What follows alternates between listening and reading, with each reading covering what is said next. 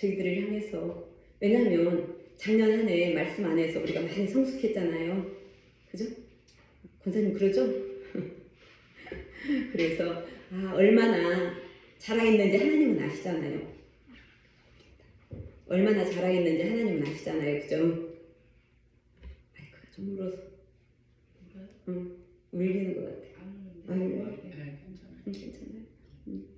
그래서 각자의 주시는 분량만큼 작년 한 해 그 토라 포션을 통해서 각자의 주시는 그 분량만큼 다 자라 계시는 줄로 믿습니다. 아멘. 그리고 또 새롭게 다시 새로운 문을 여셨다라는 그런 감동이 들었어요. 다시 창세기를 우리에게 허락하시다니, 그죠?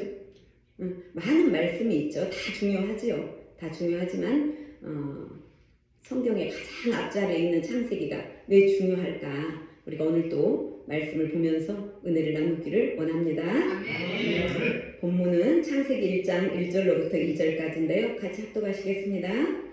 태초에 하나님이 천지를 창조하시니라. 땅이 혼돈하고 공허하며 흑암이 깊음 위에 있고 하나님의 영은 수면 위에 운행하시니라. 아멘. 먼저 이제 모세오경에 대해서, 모세오경을 우리가 이제 토라라고 그러잖아요. 이 부분에 대해서, 왜냐하면 오늘이 처음이니까 약간은 좀 모세오경에 대한 지식적인 것 살짝 우리가 짚고 넘어가는 것도 좋을 것 같아요. 그래서 토라는 야라라고 하는 히브리어 동사에서 파생이 되었어요. 야라라는 뜻은 뭐냐면요, 던지다, 쏘다, 또 가르치다, 그 다음에 또 비를 내리다, 이런 뜻이 있어요. 그런데 이 단어에서 중요한 것은 던지다, 쏘다, 이게 다 방향성이잖아요. 어딘가를 향해서 던지고 어딘가를 향해서 쏘고 어딘가를 향해서 내려오잖아요. 그죠? 그러니까 위에서 아래로, 그 중에서도 위에서 아래로 내려오는 그 쏟아져 내리는 방향성을 가지고 있는 그 토라는 하늘에서 땅을 향해서 쏟아주시는 하나님의 가르침을 의미한다는 거예요. 토라는 하늘로부터 땅을 향하여서, 즉 우리를 향하여서 쏟아주시는 하나님의 가르침이라는 것이에요. 그러니까 사람과 사람 사이에서 전달되는 가르침이 아니라 하나님께서 직접 하늘에서 땅으로 우리에게 물이 위에서 내려오듯이 생명의 물이 되어서 우리를 적셔주는 것이 하나님의 가르침, 이 토라라는 것이에요. 그러면 비가 내릴 때 우리 어때요? 그저 가만히 있어도 우리가 적셔지잖아요. 그죠? 그런 것처럼 우리가 토라를 읽고 묵상하고 암송하고 반복적으로 되새길 때, 그리고 깊이 있게 공부할 때 어떻게 될까요? 하나님의 생명이 우리를 충만하게 적셔 주신다는 거예요. 그리고 우리를 적시고 채우고 나서 흘러나가서 다른 사람의 생명도 살릴 수 있는 그런 하나님의 왕국, 하나님의 킹덤을 만들어내는 통로로 우리가 사용될 수 있다는 거예요.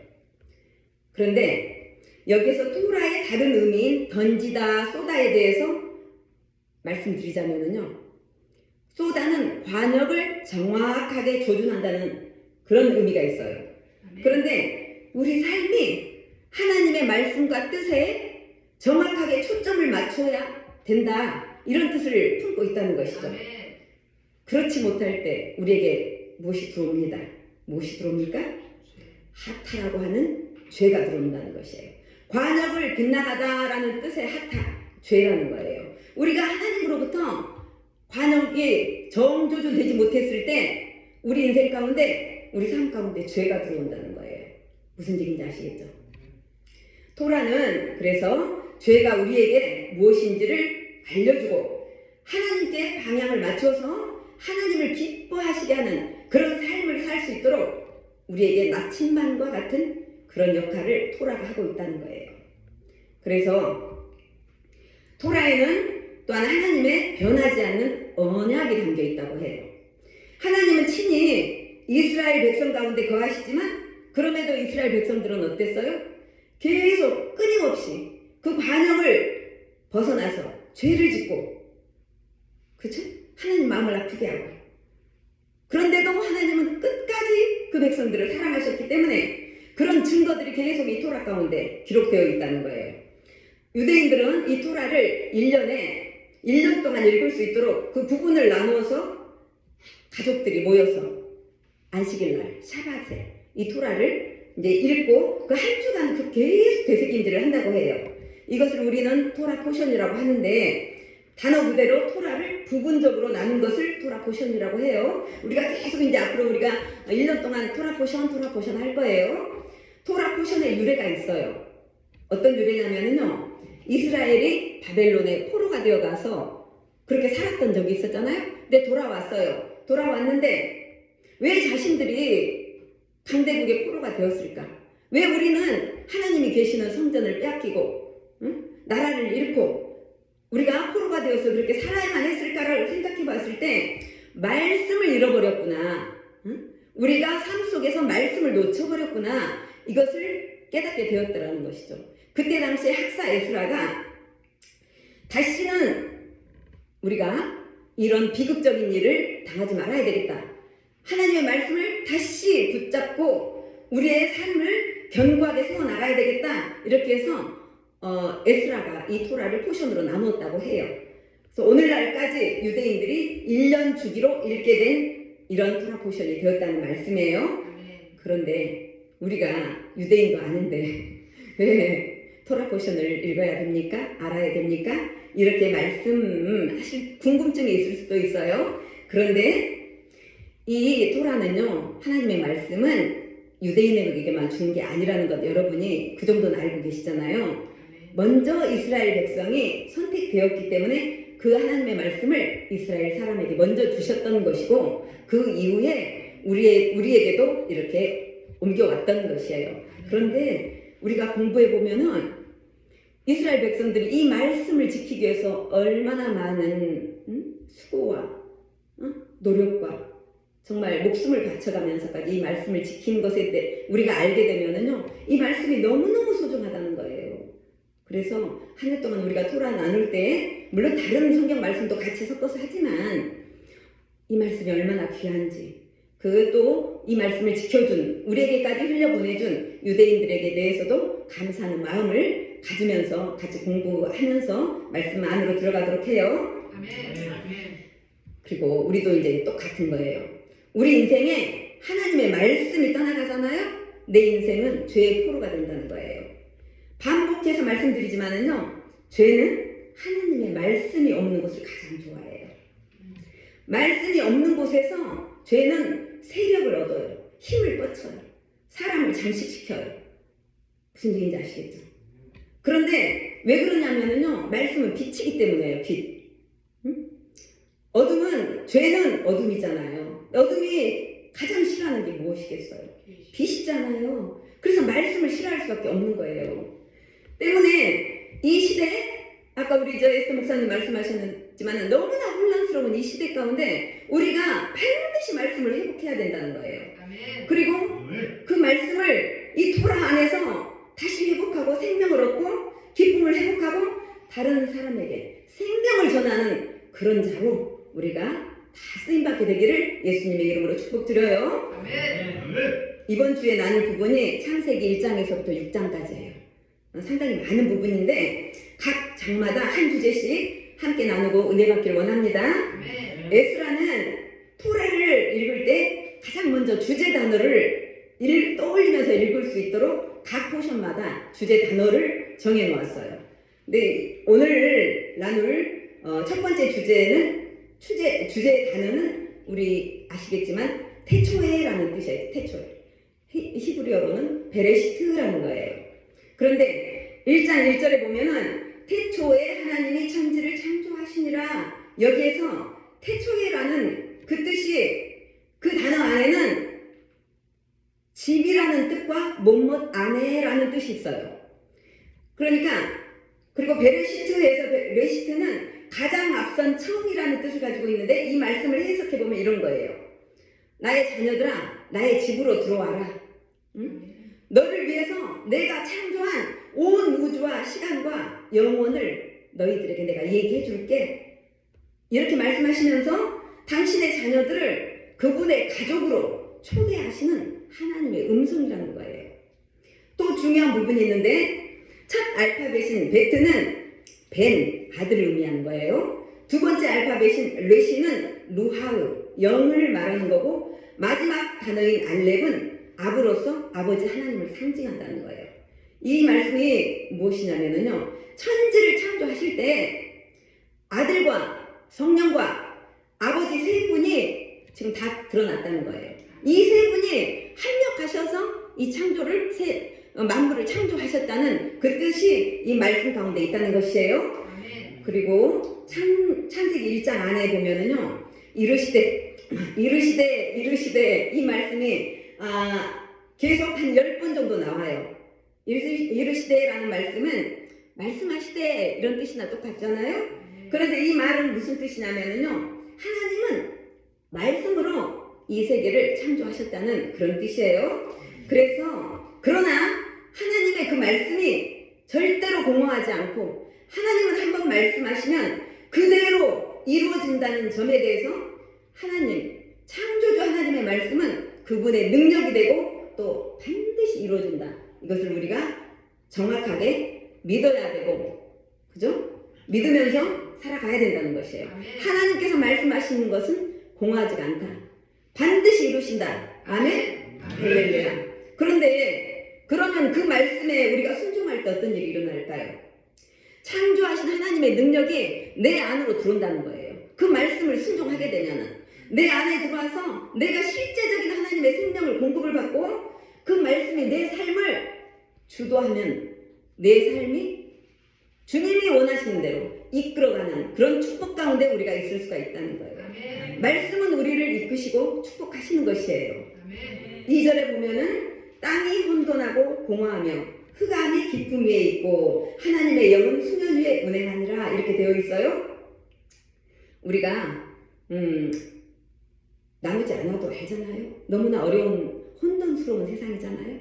사실은 사회도 그렇지만 어떤 가정도 그럴 수가 있어요. 가정도 혼돈이 있을 수가 있고 또한 어떤 교회도 또 혼돈이 있을 수가 있어요. 그런데 그럴 때마다 우리는 그러잖아요. 내가 어렵고 힘들 때, 혼돈스러울 때, 내 삶이 너무 혼돈스러울 때 하나님 어디 계세요? 이렇게 우리가 탄식을 할 때가 있잖아요. 그런데 이런 우리의 현실 앞에서 오늘 이 말씀은 분명한 대답을 해주고 있어요. 어떻게 말씀하시냐면요. 하나님의 영은 수면 위에 운행하시느니라.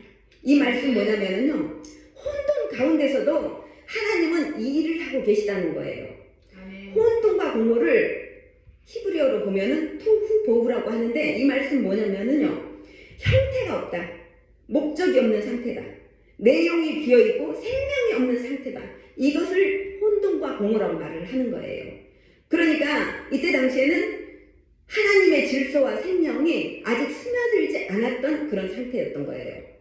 우리에게도 이런 토후보후와 같은 삶이 있어요. 시간이 있어요. 형체도 없고 방향도 없고 마음이 텅 빈 시기가 신재식 성도님 있을 수 있죠? 그죠? 그런데 기대하세요. 하나님은 바로 그때 일을 시작하신다는 거예요. 우리의 인생의 혼돈의 시작점에서 하나님은 창조를 시작하신다는 거예요. 그리고 우리 가운데 하나님의 영이 운행하신다는 그 운행하신다는 말씀은요. 어떤 뜻이냐면요. 신명기 32장 12절에 보면은 독수리가 날개를 펴서 새끼를 품에 안은 것 같다. 그런 의미라고 말씀하셨어요. 이 뜻이 뭐냐면요. 그러니까 이 아무리 혼돈스러워도 하나님은 날개를 펴서 이 세상을 자신의 새끼를 품듯이 이 세상을 품고 계신다. 아멘. 이런 말씀이라는 거죠. 아멘. 우리 절망할 것이 없는 거예요. 그러니까. 할렐루야. 아멘. 그래서 여러분은 하나님의 영이 저와 여러분과 또 이 나라와 우리가 아무리 혼란스러워서 날마다 기도하고 있긴 하지만 하나님의 영은 그렇게 우리를 보듬어 안고 계시다라는 그런 말씀을 믿으시기 바랍니다. 그래서 창세기 1장 2절은 그래서 하나님이 이미 일하고 계신 현장을 보여주신 거였고 우리 인생에 혼돈, 공허, 흑암이 있을지라도 하나님은 일하고 계신다. 아멘. 주제식 성도님 힘을 내세요. 아멘. 그리고 3절에 보면은 빛이 있으라 이렇게 말씀하셨어요. 이 말씀은 창세 이후에 하나님의 첫 번째 명령어였어요. 빛이 있으라 명령을 하신 거잖아요. 그런데 우리가 이 빛을 해와 달이라고 생각할 수도 있지만 실제적으로는 해와 달의 빛은 아직 아니었어요. 왜냐하면 해와 달은 창조하는 4일째 만들어지거든요. 큰 광명체. 예? 그래서 이 빛은 해와 달의 빛이 아니라 하나님 존재 근원에서 나오는 능력의 빛이라는 거였어요.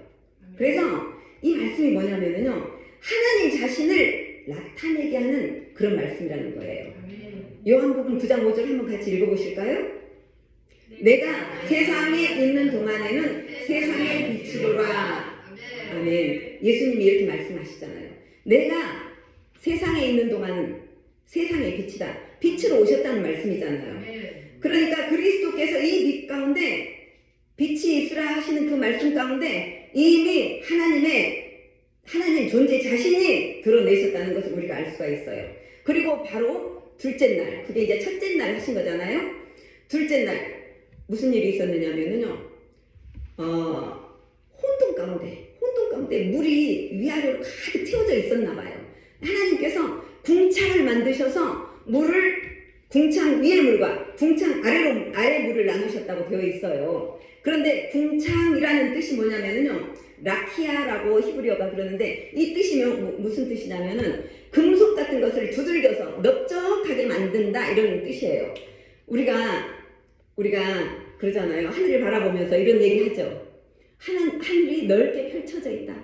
이런 문학적인 표현도 하잖아요. 그죠? 근데 우리는 이런 것을 배운 적이 없잖아요. 사실 라키아를 우리가 배운 적이 없잖아요. 하나님이 하늘을 두들겨서 금속 같은 것을 두들겨서 넓게 만드셨다. 이건 우리는 배운 적이 없지만 아주 어렸을 때부터 하늘이 넓게 펼쳐져 있다. 이런 표현을 하는 게 어떤 것이겠어요? 하나님이 넣어주신 그 로아가 우리한테 있다는 거예요. 그래서 하나님 하신 일을 우리가 안다는 거죠. 그래서 그런 고백을 할 수가 있었다는 거예요. 그래서 하나님께서 궁창 위의 물을 나누시고 궁창 아래 물을 나누셨는데 궁창을 하나님은 하늘이라고 말씀하셨다는 거예요. 그리고 이렇게 셋째 날, 그게 이제 둘째 날이었고 셋째 날에는 이제 궁창 아래에 있는 물들이 잔뜩 있을 거 아니에요. 나누셨으니까. 그런데 그때 말씀하시는 거예요. 세상 가운데 있는 모든 물들은 한 곳으로 다 모여라. 그것을 바다라고 하셨다는 거예요. 한 곳으로 모인 물 다음에 드러나는 무출 하나님은 땅이라고 하셨다는 거예요. 땅과 바다의 경계를 만드신 거죠. 그리고 그 땅에게 하나님께서 선포하신 거예요. 땅은 씨 맺는 채소를 내라. 열매 맺는 나무를 내라. 하나님께서 말씀하셨다는 거예요. 그건 이제 셋째 날이었고 넷째 날 드디어 우리가 날마다 보는 저 해를 만드셨다는 거예요. 큰 광명체, 또 큰 광명체 2개를 만들었는데 하나는 낮을 주관하게 만들고 하나는 밤을 주관하게 만들었다. 해와 달을 만드시고 별을 만드셨다. 그게 넷째 날이었어요. 그리고 다섯째 날에는 그 바다를 채울 큰 물고기를 만드시고 하늘을 나는 새들을 만드시면서 하나님이 축복하셔요. 어떻게? 생육하고 번성하라. 이렇게 바다에 있는 것들과 하늘을 나는 것들을 축복하시는 거예요. 그리고 여섯째 날에는 땅의 짐승과 가축과 또 기는 것들을 만드셨어요. 가장 마지막 순서로 여섯째 날에 사람을 만드셨다는 거예요. 자, 창세기 1장 26절 우리 같이 합독해 보실까요? 하나님이 이르시되 우리의 형상을 따라 우리의 모양대로 우리가 사람을 만들고 그들로 바다의 물고기와 하늘의 새와 가축과 온 땅과 땅에 기는 모든 것을 다스리게 하자 하시고 아멘. 여기에 우리가 주목할 말씀이 있어요. 우리의 형상대로 우리의 모양대로 하나님 그렇게 말씀하시잖아요. 그러니까 우리라는 말에 대한 해석이 여러 가지가 있어요. 근데 이 부분은 그냥 제가 넘어가고 일단은 성부, 성자, 성령님 아까 말씀드렸다시피 삼위 하나님께서 이 모든 것을 만드셨다는 것을 다시 확인해 주신다는 거예요. 그런데 또 1장 29절에 보면은요, 창조 당시에 사람에게는 식량이 채소와 과일을 주셨다는 것을 볼 수가 있어요. 사람들은 채식을 하게 만드신 거예요.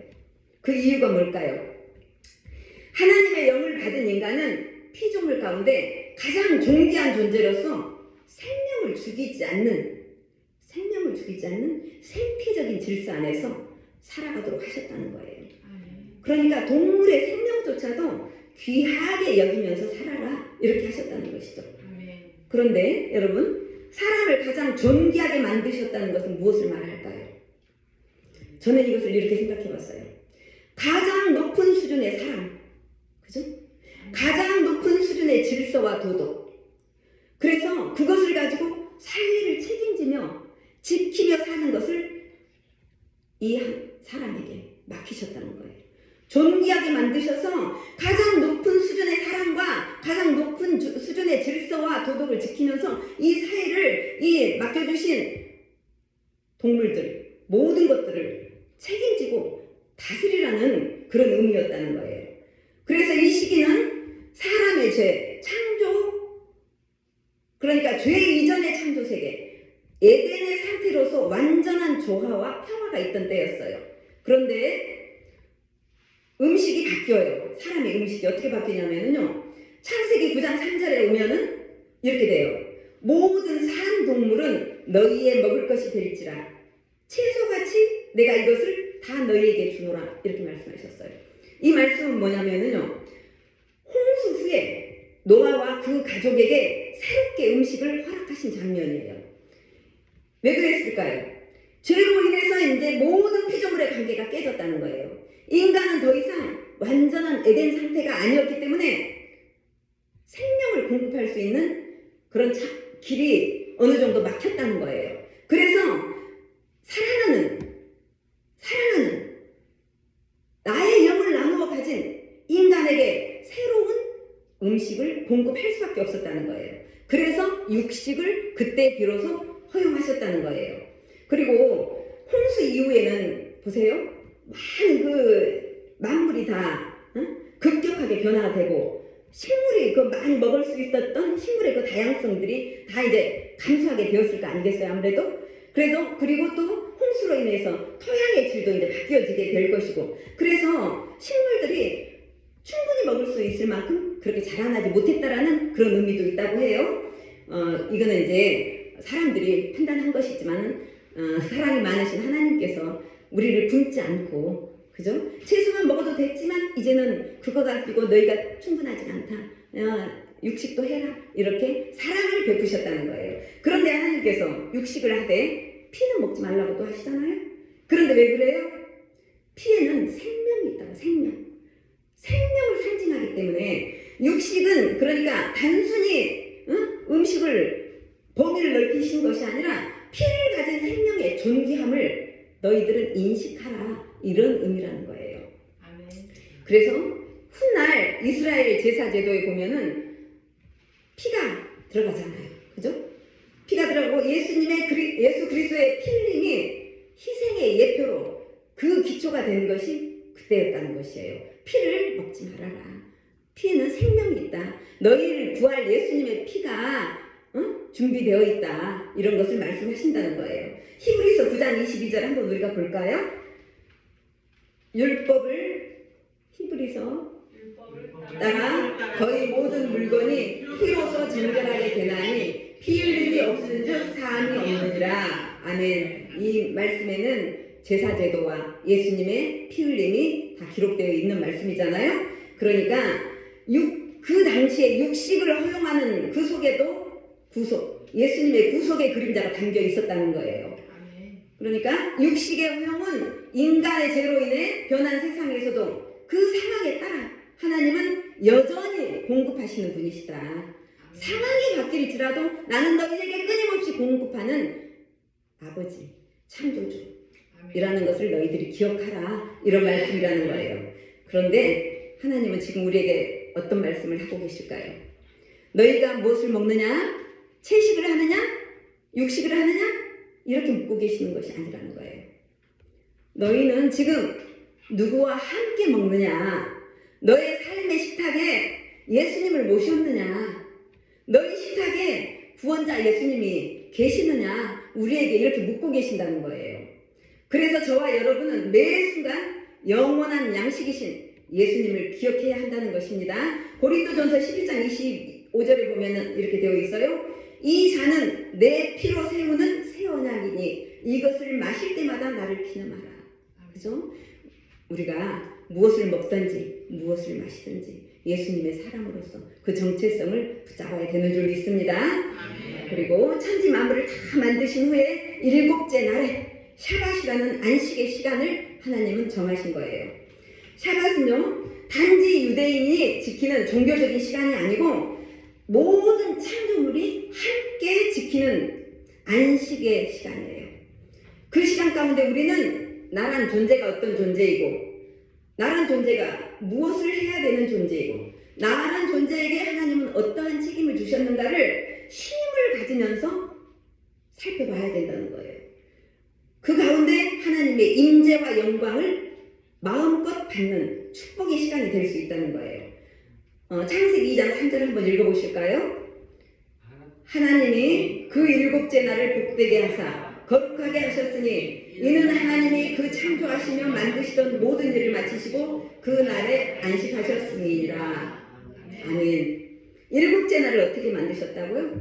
복되게 하고 거룩하게 만드셨다는 거예요. 일곱째 날은 어떤 날이에요? 오늘이라는 거, 오늘을. 여러분, 주일을 생명처럼 지키시기 바랍니다. 하나님의 축복을 받고 싶으세요?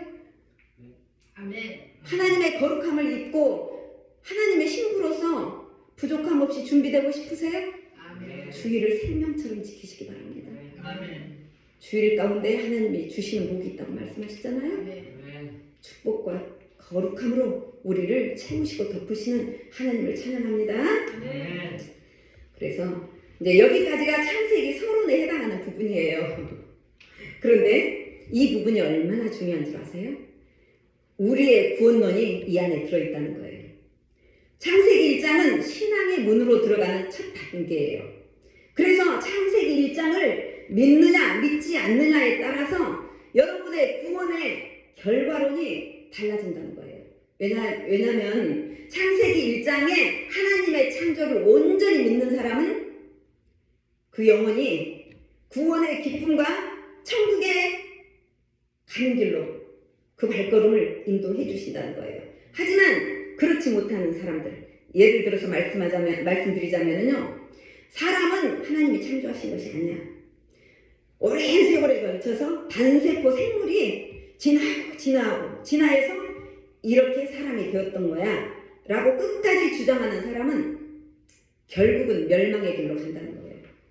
그들은요, 지금도 이 우주가 스스로 폭발했다. 그죠? 폭발해서 생겨났고 지금도 계속 팽창 중이라고 주장을 하고 있어요. 그런데요, 창조주 하나님을 믿지 않는 사람이 구원자로 오신 예수 그리스도를 믿을 수가 있겠어요? 믿을 수가 없겠죠. 그죠? 그런데요, 예수님을 믿는다면 자연스럽게 창조하심을 믿게 되어 있어요. 왜냐하면요, 창조를 믿는다면 예수님을 믿게 되는 거고요, 또 예수님을 믿으면 창조를 믿게 될 수 있다는 것이죠. 그런데 이게 여러분, 우리가 믿고 싶다고 믿습니까? 그죠? 우리가 믿고 싶어서 예수님 믿었습니까? 그럴 수도 있겠죠. 택하신다는 거예요. 그죠? 택하신다는 거. 왜냐면 보세요, 얼마나 많은 사람이 있어요. 얼마나 많은 인류가 80억이 가까이 있다고 하잖아요. 그런데 그 중에 소수를 부르시잖아요. 소수를. 그죠? 그런데도 지금은 믿지 않아도 하나님의 은혜가 들어가서 하나님의 시간 가운데 또 선택받은 사람이 또 있을 줄로 믿습니다. 그런 분들은 또 구원의 길로 들어가셔서 창조를 믿고 하나님의 창조하심을 믿고 예수님을 구원자로 받아들이는 그런 은혜가 있을 줄 믿어요. 창세기 1장에 보면은요, 모든 우주와 생명체의 피조물은 하나님 자신이 지으신 것이라는 소유권을 주장하셨다라는 그런 느낌이 들어요. 왜냐하면 곳곳에 하나님 이건 내 거야, 내 거야, 이건 내 거야, 내가 만들었어, 다 그러시잖아요. 그런데 이 세상에서도 어때요?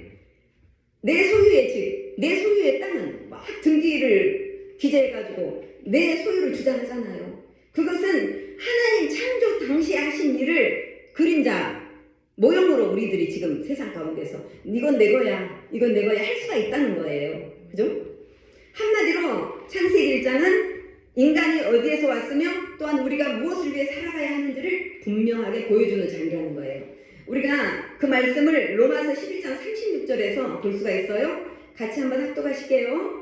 이는 만물이 주에게서 나오고 주로 말미암고 주에게서 돌아갑니다. 그에게 영광이 세세에 있을지어다. 아멘. 여러분과 저는요, 결코 목적 없이 허무하게 살다가 그냥 흙으로 돌아가는 존재가 아니라는 것이죠.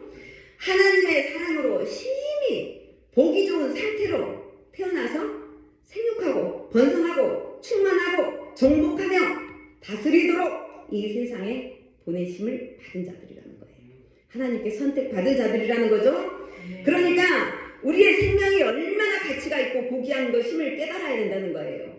그래서 하나님 앞에서 이 주신 삶을 엄숙하게, 거룩하게, 정결하게, 아까 말씀처럼 죽음을 준비하면서, 그죠?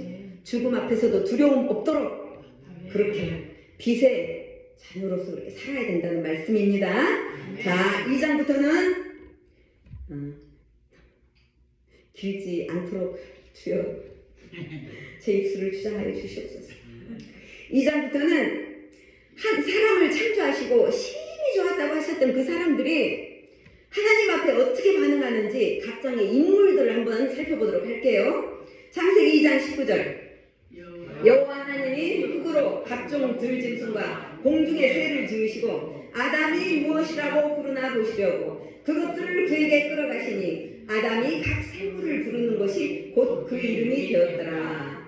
아멘. 그러니까 짐승과 각 생물은 아담이 다 이름을 지어놓은 거라는 걸 우리가 이렇게 말씀 볼 수 있어요. 그런데 그때 당시 하나님은 말씀으로 이르시되 말씀하시되 이러면서 말씀으로 창조하셨다고 그랬잖아요. 그런데 그때 하나님은 엘로힘 여호와였어요. 능력의 하나님, 주권자 되신 하나님. 그런데 2장에 들어오면 하나님의 이름이 바뀌어요. 여호와 하나님으로 바뀌는 거예요. 왜냐면요, 여호와 하나님이라는 뜻은 스스로 있는 자이시며 인격적인 하나님, 우리를 인격으로 대해주신 하나님, 그리고 우리와 언약을 맺어주신 하나님, 생명을 말씀하시는 그 하나님, 여호와 하나님이라는 그 이름이 성경에 무려 6828번이 나와요. 여호와 하나님, 우리와 관계를 맺고 싶어 하신다는 것이죠. 우리에게 생명을 주고 싶어 하신다는 거예요. 우리를 살리시겠다는 그런 말씀이에요. 이 여호와 하나님은 우리나라에서는 이제 개역개정에서는 여호와라고 했고 헬라어는 퀴리오스라고 또 하잖아요. 그리고 공동 번역과 새 번역에서는 주님으로 이렇게 대체를 해서 이렇게 사용하고 있는데, 여호와 하나님께서 창조 장면의 1장과는 다르게 흙으로 각종 들짐승과 공중의 새를 지으시고 사람도 흙으로 지으셨잖아요. 그죠? 흙으로 하나님은 얼마든지 말씀으로 지으실 수가 있는데 왜 흙으로 굳이 빚으셔가지고 만드셨을까? 보니까는요, 친밀합니다. 나와 너희들은 이렇게 친밀한 관계이다. 나는 너희를 인격적으로 대한다. 이런 의미라는 거예요. 얼마든지 말씀으로 그래 사람 나타나라, 새 나타나라, 짐승 나타나라 할 수가 있지만 흙으로 손수 빚으셨다는 거예요. 그러니까 짐승은 새나 기는 것들은 영을 안 주셨잖아요. 특별히 사람에게만 영을 주셨잖아요. 아멘. 다 아시지만 루아흐, 하나님의 영, 하나님은 영이시잖아요. 하나님은 우리 안에 넣어주신 거라는 거죠. 우리 안에 그래서 하나님 계세요, 안 계세요? 예수님을 믿으면 하나님이 계신다는 거예요. 넣어주셨어요, 태초부터. 그런데 우리가 죄로 인해서 그것을 다 빼앗겼다는 것이죠. 다시 회복되고 온전히 루아흐로 채워지는 저와 여러분 되시길 원합니다. 그래서 우리를 영적인 존재다 이렇게 말하는 거예요.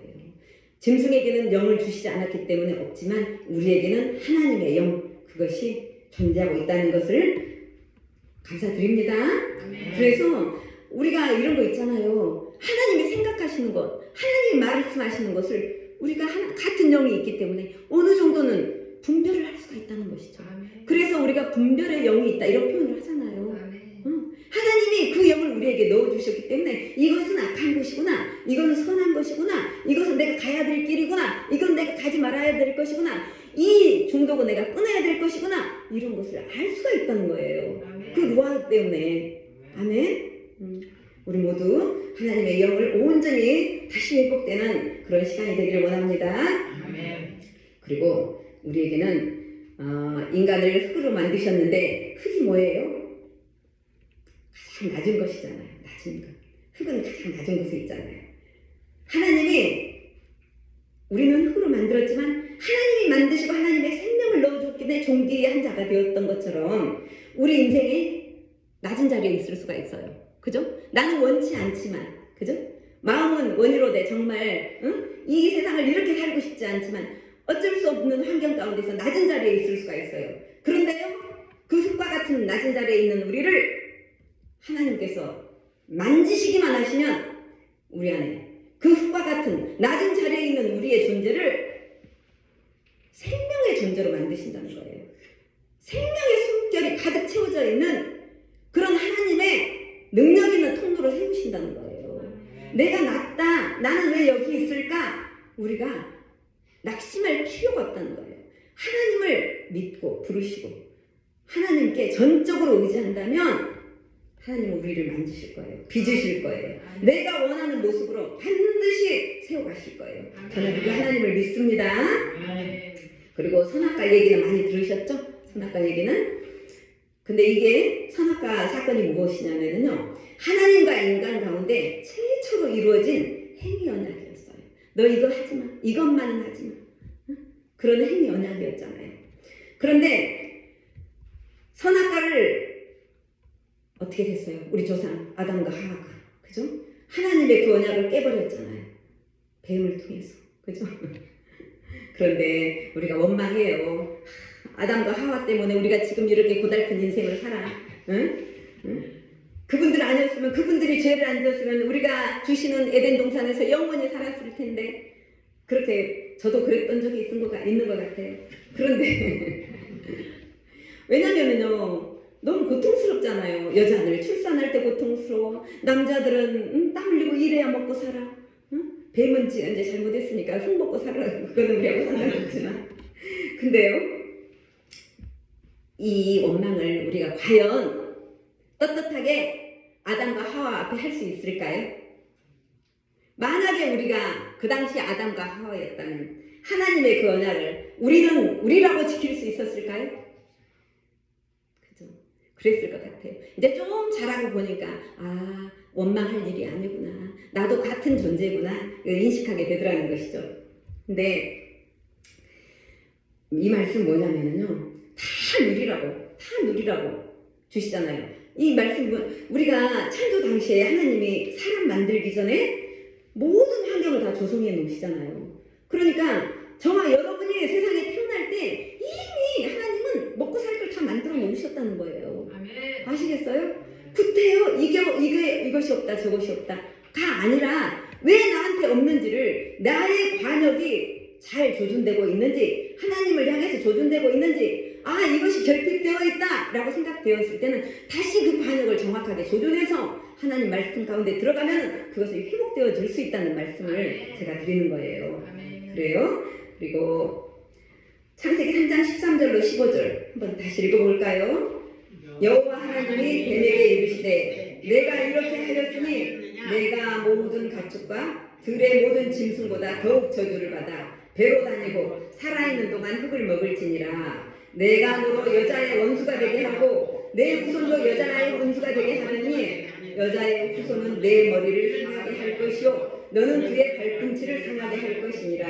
아멘. 여기에서 보면 사람을 속인 뱀에게 내리신 저주가 있어요. 어떻게 해요? 배로 다니고 살아있는 동안 흙을 먹을 것이다. 이 말씀은요, 단순히 뱀이 생물학적으로 변화되었다는 그런 말이 아니에요. 이 말씀 안에는요, 하나님을 향한 교만한 자의 끝이 어떠한가, 그게 적혀 있다는 거예요. 하나님의 생명으로부터 끊어진 존재의 실상이 어떻게 되어지는지를 말씀하고 계신다는 거예요. 하나님처럼 되고 싶은 인간을 유혹하고 자신 또한 또 하나님처럼 높아지고 싶었던 뱀의 교만을 꺾으시면서 그 뱀에게 영적인 굴복의 상태, 교만한 자에 내리시는 벌, 영적인 굴복의 상태, 배로 기어다니는 가장 낮은 자리, 땅바닥을 기어다니는 존재로 교만한 자는 이렇게 되어진다는 거예요. 무슨 얘기인지 아시겠어요? 할렐루야. 누가복음 4장 11절에 이런 말씀이 있어요. 무릇 자기를 높이는 자는 낮아지고 자기를 낮추는 자는 높아지리라. 이 말씀은요, 교만한 사람들에게 경종의 말씀이라는 것을 우리가 볼 수가 있다는 거예요. 우리 안에 교만이 있다면 적어도 성령충만교회 성도님들은 누누이 말씀을 드려서 교만 앞에서 정말 두려워 떨잖아요. 교만은 우리를 하나님과의 관계를 끊어버리는 것이라는 것을 우리가 너무 말씀으로 많이 알았기 때문에 우리 성령충만교회 안에는 교만의 영이 없는 줄 믿습니다. 아멘. 그러니까 겸손은 하나님으로부터 오는 은혜의 문이에요. 겸손은 우리가 겸손할 때 은혜의 문이 열린다는 거예요. 교만은 하나님으로부터 멀어지는 그런 시작점이 되기 때문에 내 안에 교만의 잔뿌리까지도 다 제거하라는 하나님의 말씀으로 뱀을 그렇게 말씀하시는 거라고 우리는 받아들일 수 있다는 거예요. 그런데 뱀의 양식이 바뀌는 것도 우리가 주의해서 봐야 될 부분인데요. 맨 처음 뱀에게는 양식으로 부드러운 풀을 주셨어요. 그러나 죄를 짓고 나서 뱀은 죽을 때까지 흙만 먹어라 이렇게 하셨다는 것이죠. 지금 뱀이요, 흙만 먹습니까? 막 다른 것도 먹어요. 알도 깨서 먹고, 그죠? 새 알도 깨서 먹고 뭐 이슬도 먹고 막 그러겠잖아요. 그런데 아무리 그가 다른 것을 먹을지라도 그에게서 나오는 것이 뭐예요? 사람을 죽이는 독밖에 없잖아요. 그죠? 교만한 자에게서 나오는 것은 사람을 죽이는 독밖에 없다는 거예요. 그래서 영원히 소망이 없는 저주 속에 살 수밖에 없다는 거예요. 그래서 뱀의 예를 우리가 잘 받아들여서 우리가 다시 말씀드리지만 정말 겸손하게 주님 앞에 호랑이되어 하나님 앞에서 이렇게 살아가는 저와 여러분 되시길 원해요. 그런데 뱀도요, 마태복음 10장 16절에 보면은 이런 말씀이 있어요. 뱀같이 지혜롭고 비둘기같이 순결하라, 이런 구절이 있어요. 그러니까 처음에 뱀은 굉장히 지혜로운 존재로 하나님이 창조를 하셨다는 거예요. 그런데 이 뱀이 하나님을 떠나고 외면하니까 그 지혜가 티끌을 먹어야 되는 그런 존재로 전락을 시켜버린다는 거죠. 그러나 하나님은 우리가 또 뱀과 같이 죄를 지었잖아요. 그죠? 유혹에 넘어가서 죄를 지었잖아요. 근데 뱀에게는 그대로 저주를 남겨두시지만 우리에게는 소망의 구원자를 보내신다는 거예요. 3장 15절 이 말씀이 그 중심인데요. 여자의 후손 즉, 이제 제가 해석하는 거예요. 여자의 후손은 예수 그리스도를 말씀하는 거잖아요. 여자의 후손 즉 예수 그리스도께서 뱀의 머리를 상하게 할 것이다. 이것을 우리는 신학적으로 최초의 복음 또는 원시 복음이라고 이렇게 표현을 하고 있어요. 여자의 후손으로 표현된 예수님께서 사단의 머리를 깨부수시고 이기셨으니 우리가 예수님 안에 들어가 살면 어떻게 돼요? 죄의 저주를 벗어날 수가 있다는 거예요. 우리가 죄를 지었긴 했지만 사단의 머리를 부수신 예수님 안에 우리가 들어가서 살면 우리는 더 이상 죄에 종속되지 않고 죄로부터 사함을 받을 수 있는 예수님의 은혜 가운데서 그렇게 살 수 있다. 최초의 복음의 말씀이 그 씨앗이 이 말씀 안에 있었다는 것이에요. 그러니까 어젯밤에 우리가 저희는 매일 밤 새 목사들이 철학 기도를 하죠. 우리 목사님 말씀하셨을 때 그랬어요. 이미 십자가 사건은 태초부터 준비되어 있었다. 그죠? 그런 말씀을 나눴는데 이미 복음이 그때 창조 당시부터 있었다는 것이죠. 3장에서 한 말씀 더 나눌게요. 창세기 3장 20절 같이 읽을까요? 아담이 그의 아내의 이름을 하와라 불렀으니 그는 모든 산자의 어머니가 되니더라. 아멘. 이 구절은 이름을 붙이는 장면처럼 보여요. 남편인 아담이 아내에게 하와라고 부르는 하와라는 이름을 붙여주는 그런 장면처럼 보이지만 신학적으로는 아담의 최초의 신앙 고백이라고 그렇게 이해되고 있어요. 그 이유는 무엇이냐면요, 이 말씀이 하나님의 심판 선언 직후에 나오기 때문에 그래요. 죄를 짓도록 유혹한 뱀은 저주를 받아요. 여자에게는 산고의 고통이 따를 것이라고 하고 남자에게는 땀과 고된 노동을 선포하셨어요. 그리고 너희들이 흙이니 흙으로 돌아갈 것이라. 그러니까 죽음의 선고가 선포되었다는 것이죠. 그런데도 불구하고 아담은 낙심하지 않는다는 거예요. 아내에게 하와라는 이름을 붙여주는데 그 이름이 무엇이냐면요, 생명의 이름이라는 거예요. 생명의 이름. 하와가 무슨 뜻이냐면요, 생명 또는 산자. 하나님은 너희는 흙이 되어서 흙으로 돌아갈 것이니라 라고 죽음을 선포하셨지만 아닙니다. 아담이 그러는 거예요. 하나님 말씀하셨잖아요. 여자에게서 난 자가 사단의 머리를 부술 것이라고 말씀하셨잖아요.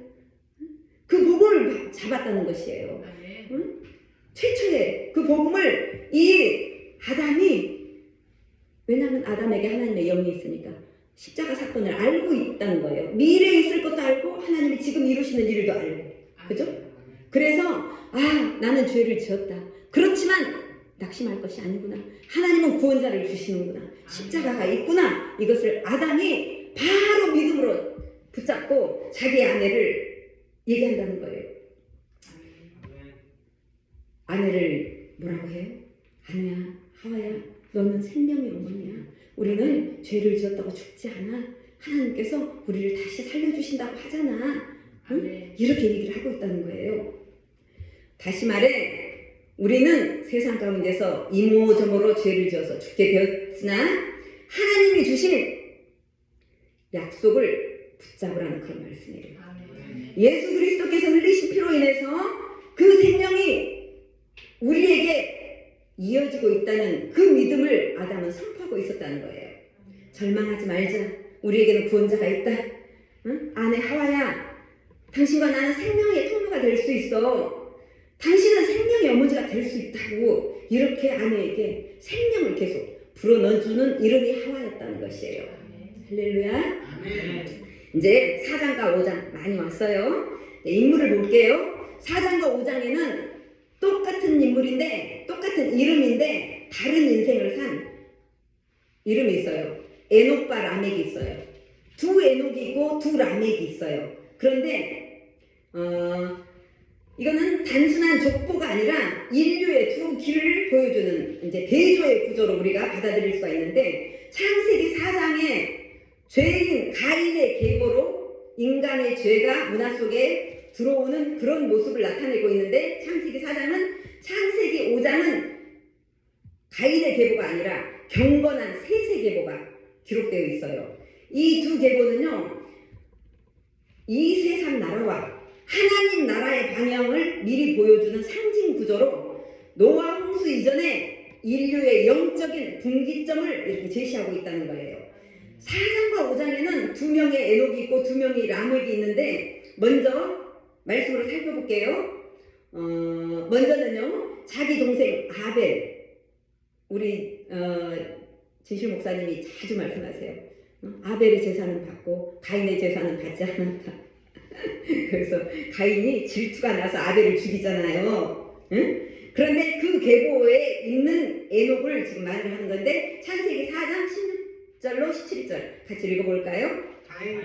여호와를 떠나 에덴 동쪽 롯 땅에 거주하더니 아내와 동침함에 그가 임신하여 에녹을 낳은지라. 가인이 성을 쌓고 그의 아들을 이름으로 성을 이름하여 에녹이라 하니라. 또 이어서 또 읽어볼까요? 5장에 21절 24절 5장 21절 24절 에녹은 65세에 무두셀라를 낳았고 무두셀라를 낳은 후 300년을 하나님과 동행하며 자녀들을 낳았으며 그는 365세를 살았더라. 에녹이 하나님과 동행하였더니 하나님이 그를 데려가심으로 아멘. 먼저 읽은 4장에 등장한 에녹은 살인자 카인의 아들이었어요. 카인이 아들을 낳자 아들의 이름을 붙인 에녹성을 쌓았다는 것이에요. 성을 쌓았다는 것이죠. 자기 자녀가 태어나니까 자녀의 이름을 붙여서 높은 성을 땅 가운데 세웠다는 거예요. 한마디로 땅 위에 자기의 이름을 높이고자 하는, 그러니까 자기 영광을 위한 삶을 살았던 그 모습을 이렇게 4장에서 에녹을 통하여서 보여주고 있는 거예요. 그런데 5장에 등장한 또 다른 에녹은요, 경건한 셋의 7대손으로 하나님과 동행하다가 죽음을 보지 않고 하늘로 옮겨졌어요. 그 에녹의 자녀 무두셀라는 969세까지 살았어요. 성경 가운데 인류 역사 중에 가장 수명이 긴 사람으로 기록된 거예요. 아버지 에녹이 하나님과 동행하고 하나님을 경외하며 사는 삶이 자녀의 장수에도, 자녀의 삶에도 이렇게 실제적인 영향을 미칠 수도 있다라는 것을 우리가 엿볼 수 있다는 것이에요. 하나님은 이것을 간접적으로 말씀하고 계시는 거예요. 경건하게 살아라. 응? 거룩하게 살아라. 그 경건과 거룩의 능력이 자녀에게 흘러갈 것이야. 이렇게 말씀하신다는 거예요. 응? 그것을 하나님은 에녹의 자녀 무두셀라 969세. 장수라는 말 안에는요, 그냥 생명만 길었다라는 뜻이 아니에요. 장수 안에는 모든 것이 다 포함되어 있다는 거예요. 모든 것이 충만한 상태를 장수라고 얘기하는 거잖아요. 그냥 생명만 오래 길게 유지했다, 그건 장수라고 표현할 수가 없는 거예요. 모든 것이 채워지고 모든 은혜가 넘치고, 그죠? 부족함이 없고, 이런 것을 장수라고 우리가 얘기할 수 있다는 것이죠. 그 장수한 시간이 969세였다는 것이 경건한 사람, 하나님 앞으로 들려 올려간 에녹의 자녀였다는 것이에요. 그러니까 우리가 자녀를, 가장 기도 제목이 자녀가 첫 번째잖아요. 그러니까 자녀를 잘 하나님 앞에서 쓰임받게 거룩하게 살게 만들려면은 우리 자신이 하나님과 동행하는 삶, 하나님을 경외하는 삶을 살아야 된다는 이렇게 말씀을 하는 것이에요. 그러니까 이걸 보면은 그래요. 죄인 카인의 자손 에녹은 자기 이름을 남기려는 인간의 성을 세웠고, 경건한 셋의 자손 에녹은 하나님과 함께 걸어갔던 믿음의 길을 살았던 거라는 것이죠. 한 사람은 이 땅에서 영원히 머무르려고 했고, 다른 한 사람은 하늘로 옮기움을 받게 된 거라는 것이에요. 더 읽어보면 그 후에 가인의 계보에는 문명과 예술과 기술과 폭력들이 계속 드러나요. 그들의 계보는 노아 홍수 때 종말을 맺어요. 그런데 하나님 앞에 경건하게 살았던, 하나님과 동행하고 그 위로의 사람이 되었던 셋의 계보에서 하늘의 그 자손 노아는 어떻게 됐어요? 그 홍수 가운데서도 노아의 가족만 건져짐을 받는 은혜의 계보 가운데 있을 수가 있었다는 거예요. 이렇게 4장과 5장에는 같은 이름인데 다른 인생을 살았던 또 한 사람이 있어요. 라멕이 있는데 이 부분은 여러분들이 이제 직접 성경 읽어보시면 아실 수 있으니까 읽어보시길 바라고, 하나님께서 이 두 인생의 대비 구조를 통해 우리가 무엇을 알기 원하실까요? 인간의 진보, 문화, 예술, 이런 모든 것들은요, 하나님이 없으면 죄를 쌓는 것일 뿐이라는 거예요. 그죠? 그런 예술이나 문화 모든 것들이 하나님을 모신 상태에서 그런 것들이 발전했을 때는 아름다울 수가 있지만, 그죠? 우리가 TV나 뭐 연극이나 이런 것을 볼 때 그러잖아요. 하나님이 있는 연극이나 어떤 것들은 너무나 아름답잖아요. 근데 하나님이 떠난 어떤 그런, 자기들은 예술 작품이라고 하지만 그것은 결코 예술 작품이 아니라는 거예요. 그죠? 그래서 하나님을 떠나서는 아름다움을 상실하게 되어 있다. 그렇게 이런 말씀을 나누는 거예요. 그리고 그래서 저와 여러분도 경건한 셋의 계보를 이루어가면서 주님의 때 에녹처럼 들림받고, 그죠? 언제 그런 시간이 올지는 모르겠지만 성경이 하신다고 하시니까, 하나님은 말씀하시는 것을 이루시는 분이시니까, 그죠? 언제 오실지는 모르지만 우리는 늘 셋의 계보처럼 경건한 계보를 이렇게 살아가면서 또 우리 후손들을 잘 준비시킬 수 있도록 예수님의 이름으로 축복드립니다. 이제 마지막 6장이에요. 창세기 6장 1절로 3절 같이 합독하시겠습니다. 한 사람이 땅 위에 번성하기 시작할 때 그들에게서 딸들이 나니 하나님의 아들들이 사람의 딸들의 아름다움을 보고 자기들이 좋아하는 모든 여자를 아내로 삼는지라. 여호와께서 이르시되 나의 영이 영원히 사람과 함께하지 아니하리니 이는 그들이 육신이 되니라. 그러나 그들의 날은 120년이 되리라 하시니라. 아멘. 이 말씀 가운데서 두 부분만 제가 나눠볼게요. 창세기 6장 2절에 하나님의 아들들이라는 부분이 있어요. 이 부분은요, 오래전부터 신학자들 가운데 가장 논쟁이 많았던 성경 구절 가운데 한 부분이라는 거예요.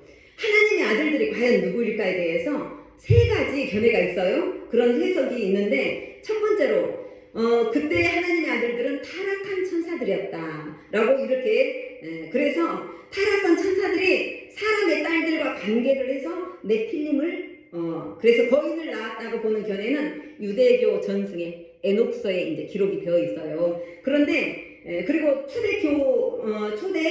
초기의 교부들 터툴리안이나 유스티니스 같은 사람도 이것을 강하게 주장을 했다고 해요. 그런데 이 말씀이 또 욥기에도 있어요. 천사들을 대해서 욥기 1장 6절이나 또 유다서나 또 베드로후서 2장 4절에 보면은 하나님의 아들들이란 범죄한 천사들이라고 이렇게 되어 있는데, 그러니까 타락한 천사들이 인간의 육체와 혼합해서 태어난 것이 네필림이었다, 거인이었다, 힘센 자가 나왔다 이렇게 보는 것이에요. 두 번째로는요, 하나님의 아들들이란 경건한 셋의 후손으로 보고 사람의 딸들이란 죄 가운데 살았던 카인의 불경건한 후손으로 보는 견해예요. 이것은 어거스틴이나 칼빈이 주장하여서 지금까지 널리 수용이 되고 있어요. 그 주장의 성구는, 그 말씀을 주장하는 성구는요, 창세기 4장 2절 셋은 아들을 낳고 그 이름을 에노스라 하였으며 그때 사람들이 여호와의 이름을 불렀더라 라고 된 것처럼 셋의 계열은 하나님을 경외하는 경건한 족속으로 구분되고, 이렇게 보면은 창세기 6장 1절에 사람이 땅 위에 번성하기 시작할 때 그들에게서 딸들이 나니 이렇게 되어 있는데, 이 딸들은요 부패한 가인의 후손이라는 그런 것을 주장하고 있다는 거예요. 칼빈과 어거스틴이요. 그런데 결과적으로 그래서 영적인 타락이 일어났다고 보는 것인데, 결과적으로 우리가 영적으로 볼 수 있는 것은 뭐냐면요, 또한 실제적으로 볼 수 있는 것은 뭐냐면요, 믿지 않는 자와 믿는 자의 혼합 결혼이 세상을 부패하게 만든다, 이런 말이에요. 그래서 세상이 우리로부터 믿지 않는 자와 믿는 자가 결혼해서 세상을 계속 부패하게 만들니까 하나님의 영이 떠나가게 되었고, 그때 당시 홍수의 심판을 불러올 수밖에 없었다, 이런 견해를 주장하고 있다는 것이에요. 또 하나의 주장도 있는데 이것은 다음 기회에 하도록 하고, 결론은 하나님의 아들들이 그가 누구든 간에 핵심은 당시의 인간의 타락은 극에 달했다는 것이에요. 그래서 하나님의 아들들이라도 하나님 대신에 욕망과 세상적인 아름다움을 따라갔을 때 하나님의 영은 그들로부터 떠난다는 것을 말씀하신다는 거예요. 이 말씀은 지금 우리에게도 동일하게 적용되는 말씀이에요. 참된 하나님의 사람들은, 참된 하나님의 아들들은 온전히 하나님 뜻에, 하나님의 목적에 관심을 집중해서 따르고 순종할 때 다가오는 심판을 우리가 이길 수 있다는 그런 말씀이에요. 또 한 가지 말씀을 나누도록 하겠는데, 그들의 날은 120년이 되리라 하는 부분이에요. 이 말씀도 학자들 사이에서 두 가지 대표적인 해석이 있어요. 이 120년을 사람의 수명으로 보는 견해가 있어요. 창세기 5장까지는 사람들이 수백 년씩 살잖아요. 아담은 930년까지 살았어요. 아까 말씀드린 무두셀라는 969년 살았어요. 그런데 밑으로 내려오면서 계속적으로 나이가 줄어들어요. 셈은 600년, 에벨은 464년, 아브라함 아버지 게라는 205년, 더 밑으로 내려와서 아브라함은 175년, 그리고 대표적인 인물 모세는 120년까지 살아요.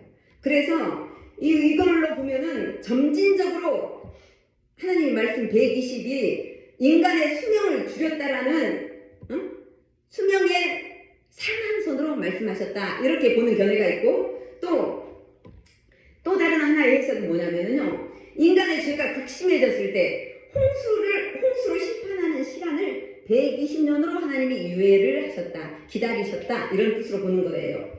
그래서 그들의 날이 120년이 되리라는 것은 쉽게 얘기해서 120년 동안 내가 기다려주마, 노아야, 방주를 만들어라.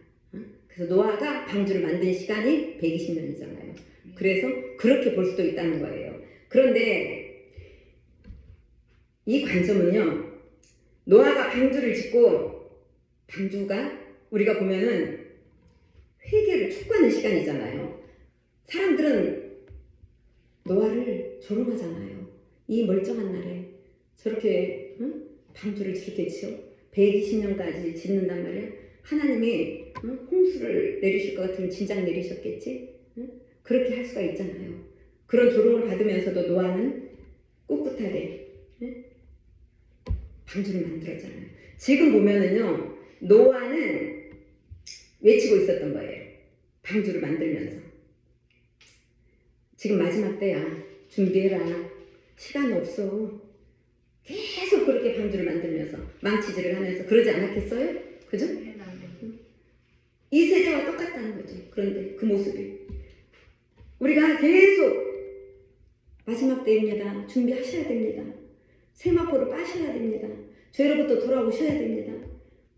이렇게 우리가 심판을 얘기해도 세상은 어때요? 안 들죠. 안 듣죠. 그때나 지금이나 여전히 사람들은 죄 가운데서 그렇게 자기 원하는 삶의 모습을 추구하면서 살아가고 있다는 거예요.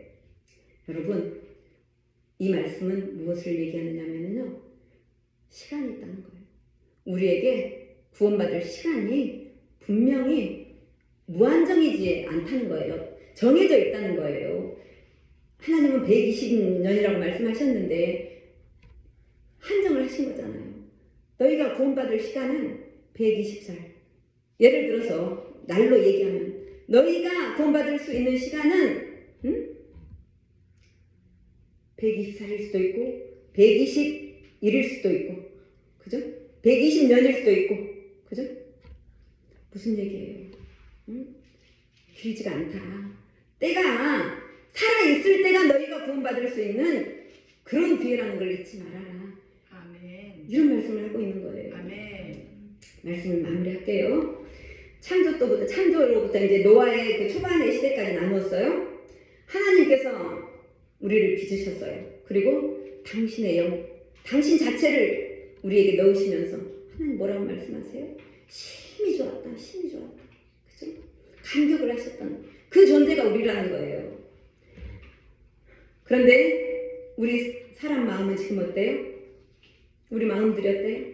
하나님의 빛을 담을 수 없는 정도의 깨어져 버린 그릇들이 그렇게 되었다는 것이에요. 그래서 그 그릇은 욕망과 폭력으로 내가 원하는 것은 이건 꼭 해야 돼. 나를 막는 어떤 것은 내가 용서할 수가 없어. 이러한 것들로 나 자신 스스로가 삼켜버렸다는 것이에요. 하나님 말씀하시잖아요. 모든 혈육 있는 자의 행위가 부패하였다. 부패하였더라. 그래서 육신의 감각으로 살아가고 영의 길을 잃어버린 저와 여러분이 되어서는 절대 안 된다는 거예요. 인간의 육신은요, 끝없이 결핍을 얘기하지만 하나님은 충만을 말씀하세요. 언제라도 다 준비되어 있다고 말씀하시잖아요. 그죠? 결국은 사람들은 자기 이름을 높이기 위해서 하늘 높이까지 탑을 쌓는 그 바벨의 교만까지 나타내잖아요. 그런데 그 안에서 우리는 어떻게 해야 돼요? 결코 우리는 주님의 비단에서 하나가 되어야 되는 거예요. 하나가 되는 것이. 하나가 되어서 비교하지 않고, 비판하지 않고, 하나님의 영으로 하나가 되어서 하나님의 나라를 세워가는, 그리고 이 세상을 책임질 그런 책임이, 권한이 우리에게 있다는 거예요. 그런데 무엇으로? 말씀으로. 방주라는 말은요, 테바라고 해요. 테바라는 말은 말씀의 그릇이라는 뜻이에요.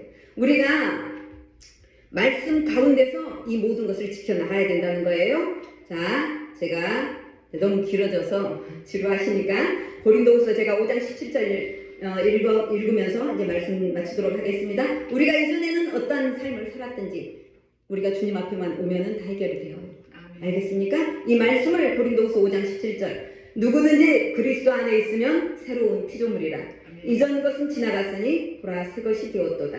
아멘. 우리는 새로운 피조물로 예수님 안에서 다시 태어난 것입니다.